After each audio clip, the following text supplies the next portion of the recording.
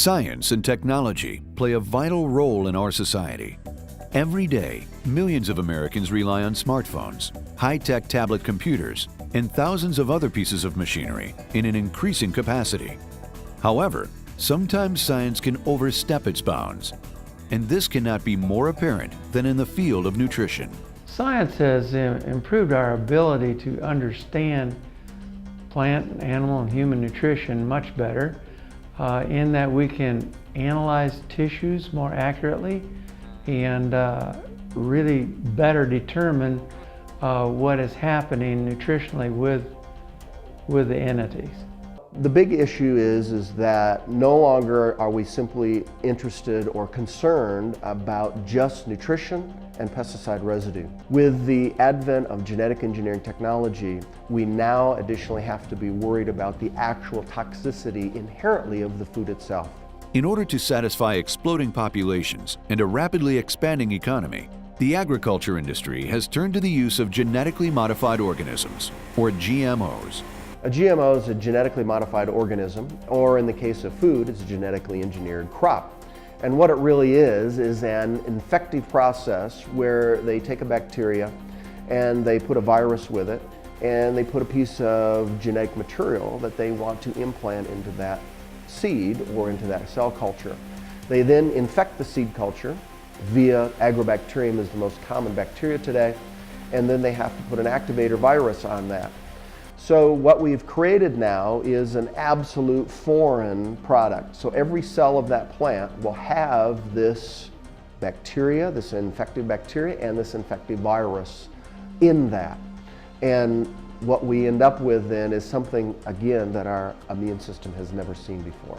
Some of the negative impacts that have occurred with the use of GMOs, particularly in the plant kingdom, is that we have narrowed our genetic base dramatically and has made our crops more susceptible to diseases. As our society gains a better understanding of the negative impacts of genetically modified organisms in our diet, there exists a growing concern in the agriculture community about the direction the industry is going. With the advent about 20 years ago of genetically engineered foods, now the entire structure of the food chain has changed as far as what we are concerned about. It was to face this growing concern that FHR was formed.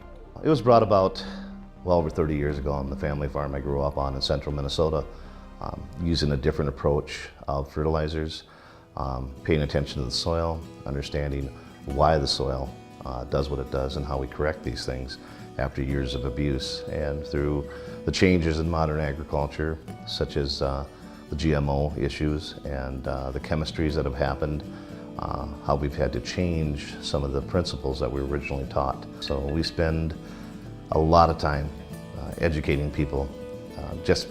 It's not just a process or a piece of equipment.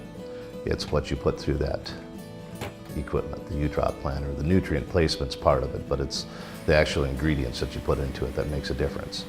Through the use of non-GMO hybrids and biological-based fertilizers, FHR is growing crops that promote a healthier base. Formed by growers, this Minnesota-based organization is looking to provide the consumer a better option in the marketplace. Really starts with two things, nutrition and microbiology. And when we start out with appropriate, fully balanced nutrition and then add the appropriate beneficial microorganisms to that package, we end up with a foundation that allows the plant to grow, meeting its maximum genetic potential. Well, biological-based fertilizers are fertilizers that feed the microbial community in the soil so that the plants can feed off of the nutrients provided by those microbes. They're superior in that they're generally lower salt content, and they allow the nutrients to stay in the soil where we want them, as opposed to leaching out and getting into our streams and rivers and lakes. To the growers at FHR, food is medicine, and this group of growers is determined to create a truly sustainable agriculture system. U-Trough is the first step in building a sustainable planting system. The concept of U-trough planting is trying to get synergy of fertilizer right along that root zone. On one side of the row we put liquid fertilizer, on the other side of the row we put dry fertilizer, and in the row we put an 8-19-3 food grade starter with a micropack live bacteria. You're putting nutrients at the root level and placing them instead of broadcasting it, giving optimum potential for optimum growth. Most other systems broadcast fertilizers and what have you, where we're placing it so you can actually use less fertilizer and get better utilization out of them and put them right in the root zone where the plants can take them up easier and more effective throughout the year. U-trough creates a sustainable planting system by the use of fertilizer right around that root zone, increasing the biology activity in the soil, which helps hold the nutrients in suspension around that root zone. The U-trough has benefited me by learning where to place the fertilizer at planting time or at strip till to get the most benefit from putting on as little as possible. We should be concerned where agriculture is going because in the past too many have relied on the easy way to do it, embracing the technology where management is not needed as much with the herbicides. We need to do a better job producing food. There's more to learn, and we can't think that we know it all already.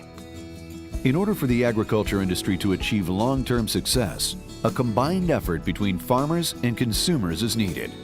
Jeff Luttrell founded FHR with this goal in mind. The future of agriculture is that technology is a big thing. We use a ton of it. I mean, we're using precision, we're using ag leader, we're using iPads in our planters, as well as spray equipment. We're ahead of the curve. By placing nutrients in the soil as a place-by manner, that is going to be the future. Whether it's mandated by the government or not, I think we're going to find out that somewhere along the line, economics is going to prove to us that we have to place nutrients and we have to do a better job of what we're doing. I'm not saying we're not doing a good job already, but I think we have to know that it's ever changing.